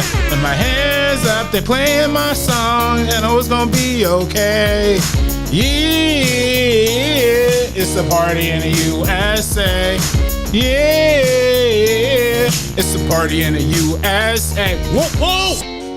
That's verse 2. That's all I got. That's all I got, y'all. That's all I got. That's all I got. That's all I got, y'all. That's all I got. That's all I got. Let's go. Hey, you got to do the horn at the end. Yeah, man. Give myself a round of applause for that one. Oh, no more. It's so funny. I didn't know you. I mean, I just found out you guys were doing that on SEN. I didn't know you did WAP. That's hysterical. Yeah, I mean, I could try How did that that go? I did really bad, but it's because I didn't have the lyrics in front of me. Let me see. Maybe I type in WAP karaoke. Oh no! Because I was gonna have a WAP moment right now. I was doing it off the fly, so I think that was part of the problem. But don't censor it. Bro, yeah. Can I just? Hey, there we go. I said certified freak, 7 days a week. Wet. I'm at my parents' house. I can't do this. Don't do it. Don't do it. Yeah. You messing with some wet and gushy. Put a bucket and a mop for this wet and gushy. Bring me everything you got for this wet and gushy. Wait up, nigga, take a charge. Extra hard and extra long. Put the pit right in his face. Swipe his nose like a credit card. Hop on top, I wanna ride. I got a kettle while I'm inside. Spitting in my mouth, look in my eyes. This wet, then let's take a dive. I can't. Currently demonetized on YouTube forever. Yeah, you messing we with got that we got an X. gushy. We got an X. Park that Big Mac truck right in this little garage. Woo! Yeah, that's the only part I wanted. That's the only part I wanted to say. That's the only part I wanted to say. Yeah, my bad. Every time I hear that, I can't not see that Disney video that someone made. The one that you tweeted out. Oh yeah. I commented on that. Oh, I gotta find that one. And I lost my mind. Oh, that's good. I was like, bro, that's too much sauce, bro. It's too much, bro. Kind of like Christopher Nolan's Tenet. Now I'm playing. See, there you go, hating. This is our review now of Tenet. Back to a movie podcast. I heard it's going to like DVD, Blu-ray, like December. Blu-ray. Or something December, like that. yeah. Ain't nobody buying that though. Because it didn't make no money, man. It didn't make no money. As much as Chris Nolan wants to be like, hey, it did. No, it didn't. Damn, We can look really at the should've numbers. Just waited, huh? We haven't talked about Tenet in a Yeah. long time. My Yeah. stance, he should have Bro. just waited. I swear, dude, that movie, bro, that movie is like, all we have to do is reverse flux the capacitor to the times, and we reverse time, and we can go back in time, and then we reverse it, and then we come forward, and when we come forward, we get the bag, and we have another team infiltrate the bag, and then it goes back in time, and then we reverse time, the back time to the forward time to the, and I'm like, I swear, I watch time travel movies all the time. Y'all are tripping. Y'all are tripping. Yeah, they're just going. I knew. I was like, I knew. no. I knew it was crazy when Homeboy was like doing the interrogation in like reverse time, and I was like, wait, what's going on? I swear, bro. I tweeted out my review of just that guy who's like, you got too much dip on the chip. You got too much dip on the chip. That was I was like, Nolan, you got a little extra sauce on that shit, bro. You got a little too much, saved bro. cinema single-handedly, Nah, Andres. bro. Like, He come on, give got him that credit. bottle of like salsa, and it just like dumped I all can't wait to see it. Just from It's all the stuff ridiculous. I've heard, I can't wait to see it. Only shout out that I have is to Homeboy John David Washington. Oh yeah, that's my guy. Come along, children. Yeah. But everything else to me was way too much sauce. Either way, guys, that was our thoughts. This is a longer. I didn't think it would go this long. On the election and on everything that's going on today, as well as a little bit of movie news, and as well as RB3's hot spitting joints. Thank you so much for joining us today. We appreciate you guys. Where can everyone find you, Sabrina? You can follow me on Twitter and Instagram at SabrinaXMonica, and then also on Twitter at SabrinaOnFilm, on Geeks of Color, and then also on patreon.com/SabrinaOnFilm. RB3. You can find me Twitter, Instagram at Director RB3, and please make sure to send Destiny some love. She could really use it right now. And yeah, thank you all for watching. You can find me at Squalid Race. Obviously, guys, we can keep up with us on Twitter and social media. Follow us at First Cut TMO. Hopefully by next week, we're going to be a little bit more calmed down, a little bit more relaxed. But we'll wait to see. For the First Cut crew, we're peacing out. Peace.